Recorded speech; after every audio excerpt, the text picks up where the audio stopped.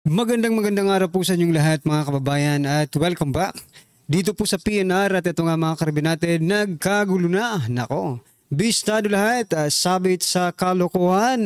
Yan mga kababayan, patungkol po riyan ang ating alamin at bibigyan ng komento ngayong araw na ito. Pero bago pong lahat, kung bago ka pa lang at di pa po nakapag-subscribe sa ating munting channel, please don't forget to subscribe at palike na rin po ng video ito. Maraming salamat po. At ito na nga, simulan na po natin to. Sawa na ang bayan ko sa kalabang tao.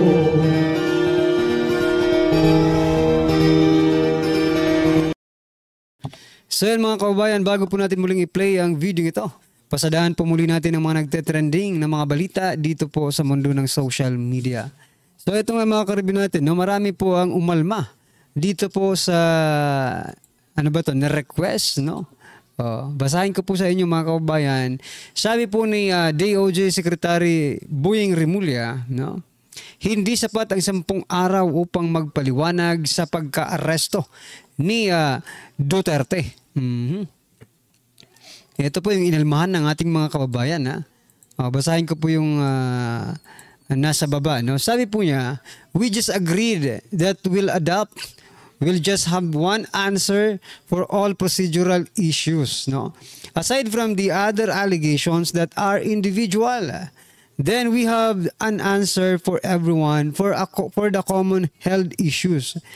We might have to get an extension because 10 days is not enough. Sabi naman po ng ating mga kababayan, no? Nung inaresto po nila si former President Duterte, walang pag-aalinlangan, ginawa 1 araw lang mga kababayan. Ngayon pinag-i-explain sila, binigyan po sila ng 10 days, pero hindi sapat ang 10 days mga karabin natin. Ang tanong, bakit? No? 1 araw nyo lang ginawa? Ganun ba kahirap magpaliwanag? Yung 1 araw na ginawa, hindi kayang ipaliwanag ng 10 araw? No, mga kababayan? Times 10 Di ba? 1 times 10. 1 araw nyong ginawa, 10 araw kayong pinaglipapaliwanag. Pero kulang pa. Anong meron? Sabi nila para isa lang daw ang sagot sa lahat ng katanungan. Ang naiisip ko kasi mga kababayan, baka isa lang ang script na gusto nyong gawin sa lahat. Di ba? Isa lang, sapat na. Pero nga lang, no? Hindi po matanggap ng taong bayan kasi 1 araw lang nila, no? 1 araw lang ginawa yung pag-aresto kay former President Duterte. Ngayon pinaglilipapaliwanag sila 10 araw, tapos sinasabi pa nila no one is above the law. Sa bagay, no? Magpapaliwanag ka lang naman. Well, anyway, ano po ang inyong opinion dyan mga kabayan? Comment nyo na lang po. At ito pa, President Bongbong Marcos Jr., ito po ang kanyang pinakabagong statement mga karabin natin, no? Ang nais nilang gawin sa Senado, ito yung patungkol po sa kanyang alyansa. Sabi po dito, mga kababayan, ang nais nilang gawin sa Senado ay hindi magkagulo, kundi maghanap ng solusyon sa problema. Talaga? Yung alyansa daw mga kababayan ay maghahanap ng solusyon sa problema. Yung ba talaga ang naiisip or iniisip ng ordinaryong Pilipino? Kasi ako mga kababayan, iba po ang naiisip ko. Pag sila po ang nanalo, baka lumala ang problema ng ating bansa. Kasi sasang-ayon lang yan sa lahat ng gagawin ng Pangulo. It doesn't oppose, no? For example, mangutang. Ay, oo at oo lang yan. Kasi yan din po ang hanap nila. Kaya nga sila tumakbo di ba? Sa alyansa. To make more. Di ba? Sabi po dito, teka lang i-zoom natin. Sabi pa po dito mga kabayan, marami na tayong mahalaga na proyekto at programang nasimulan na. Talaga? Okay. Kaya naramdaman ng ating kababayan ang mas magandang pagtakbo ng ating pamahalaan. Really? Magandang pagtakbo ng pamahalaan. Okay. Dito lang po makikita ang alyansa na hindi nanggugulo. Talaga? Saan ang galing po yung pinabili lang ng suka, di ba? Okay, sige. Ang nais nilang gawin pag-upo nila sa Senado ay hindi manggulo. Hindi gagawa ng problema kundi maghahanap ng solusyon sa problema. magtatrabaho ng tapat at pag-aaralan ng masinsinan kung ano ang dapat gawin para sa ating mga kababayan. Okay. Ayan mga kababayan, budol time, budol time. Mukhang binubudol na naman po tayo dito mga karibin natin ni President Bongbong Marcos Jr. It's either you believe it or you refuse to believe it mga kababayan. At iboto po natin ito, no? Yan. Muli ko pong please naman sa mga subscriber natin, no? Sa mga followers natin na solid, no? Na mga Kapinas Review, Kapinas News Review mga kababayan, please vote this Duterte 2+. Sabi po ni former President Duterte, hunasan and Colonel Kirubin mga karibin natin, no? Huwag na po tayo magpabudol dito sa mga matatilinhagang salita ni President Bongbong Marcos Jr. Anong magandang pagtakbo ng pamahalaan ngayon? Maganda ba? Kung maganda po ang pagpatakbo ng pamahalaan natin ngayon, wala pong reklamo ang taong bayan. Pero bakit ganun? Yung iba nagbubulag-bulagan at nagbibingi-bingihan na lang. But deep inside, they know, no? Na meron talagang problema mga karibin natin ang pamamalakad ni President Bongbong Marcos Jr. Kung walang problema ang pamahalaan natin ngayon, no? Bakit? Sinasabi po ni Senator Amy Marcos that the government, the present administration is being controlled, no, by Araneta and Romualdez. Si Senator Amy Marcos po ang nagsabi niyan mga karibin natin at hindi po tayo. Okay? Ano po inyong opinion dyan mga kababayan? I-comment nyo na lang po at ito, pasadahan din po natin ito. Nako, ito na naman. Nagsisimula pa lang po ang first quarter ng ating taon pero bakit pag-uusapan na agad ang utang na naman po ito mga kababayan? Ito, magpupulong ang economic managers ni PBBM upang paghandaan ang budget para sa taong 2026. Congratulations! Kumusta naman ang budget ng 2025? Meron pa ba? Di ba? Nagtatanong lang mga kababayan. Alright? Kasi pag sinabi natin 2026, budget ng 2026, no, napaka-advance po. Anyway, that is, kung nasa batas naman po na dapat pag-usapan na, well, wala tayong magagawa. Pero ang problema, para kasing naririndi na ang taong bayan pag budget po ang pinag-uusapan. Kasi kaakibat ng the word budget, no, is debt, no, utang, pangungutang. Foreign or domestic man yan, still, no? Debt is debt, mga karibin natin. Ang utang ay utang at yan po ang pag-uusapan dyan sa budget ng 2026. Yeah. So, nako po. Malaking utangan na naman po itong pag-aaralan o pag-uusapan ng economic managers ni President Bongbong Marcos Jr. Well, anyway, sana magtagumpay kayo sa inyong gagawin na pag-uusap, pagpupulong, pagpaplano patungkol po sa budget ng 2026. Although we are still in 2025 first quarter, pero sige, pag-usapan nyo na. Di ba? Para mas maging handa ang Pilipinas sa mga susunod na taon. Alright? Ito pa mga kababayan, ito, huwag talaga kayong magpapabudol dito Pandagdag sa alyansa, Erwin Tulfo endorses brother Bin Tolfo for senator mga karibin natin. Nako po. Please naman mga kababayan. No? Please. Hindi ko nga alam kung bakit nagna-number 1 ito sa sa survey, no?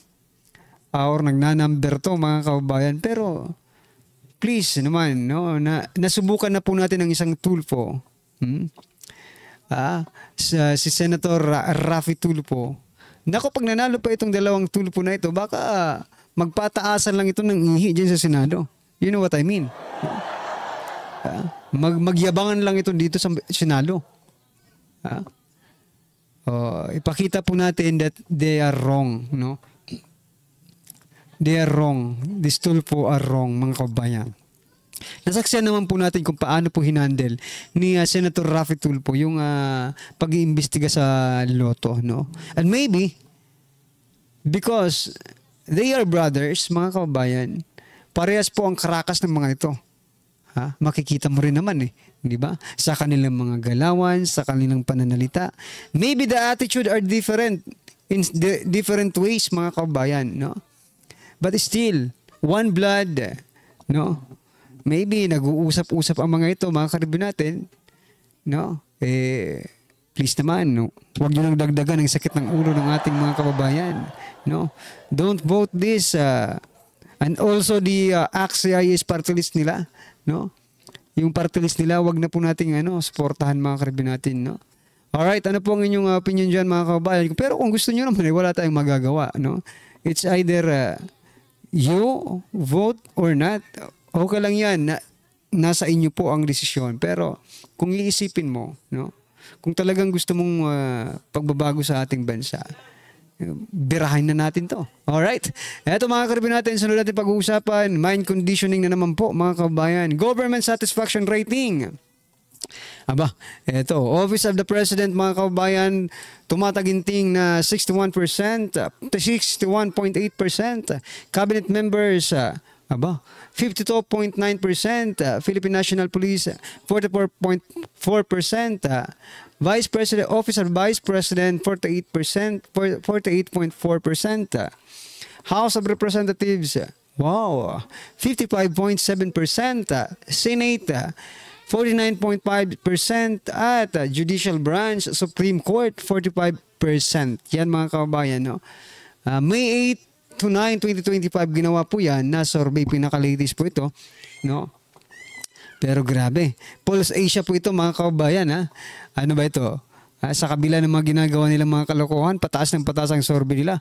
Wow, grabe. Ibang mag-survey ang Pulse Asia, ha? Well, anyway, this is only a survey mga karibin natin, no?